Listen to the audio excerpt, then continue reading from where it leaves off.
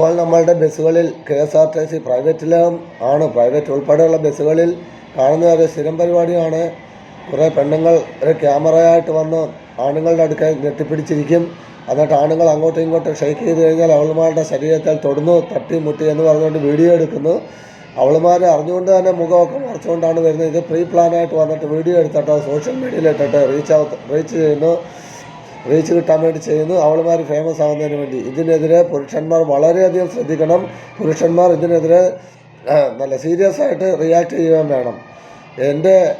എൻ്റെ വല്ല അടുക്കലാണെങ്കിൽ ഞാൻ മോന്ത അടിച്ച് പൊട്ടിക്കും. എന്ത് സംഭവിച്ചാലും മോന്ത അടിച്ച് പൊട്ടിച്ചിട്ട് ആ ഫോണും പിടിച്ച് തല്ലിപ്പൊട്ടിച്ച് ഞാൻ കളയും. ഇപ്പം നിരപരാധിയായ ആണുങ്ങൾ, ഫാമിലി, കുടുംബം, പിള്ളേരും ഒക്കെ ആയിട്ട് താമസിക്കുന്നവരെ വളരെ അപമാനപ്പെടുത്തുന്ന രീതിയിലാണ് കുറേ പെണ്ണുങ്ങൾ ഇറങ്ങിയിരിക്കുന്നത്.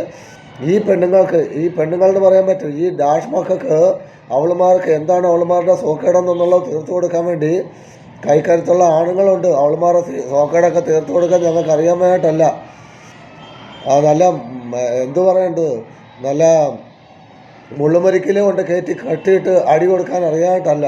അതുകൊണ്ട് ആണുങ്ങൾ വളരെയധികം പ്രതികരിക്കണം. അതുപോലെ വളരെ സൂക്ഷിച്ച് തന്നെ ആണുങ്ങൾ മുൻപോട്ട് പോവുകയും ചെയ്യണം. ഇല്ലെങ്കിൽ വളരെ ദ്രോഹം ഇതിനെതിരെ പ്രതികരിച്ചേ വരത്തുള്ളൂ. നിയമ നടപടികൾ ഇങ്ങനത്തെ ഡാഷ് മക്കൾക്കെതിരെ നിയമ നടപടികൾ സ്വീകരിക്കുകയും വേണം.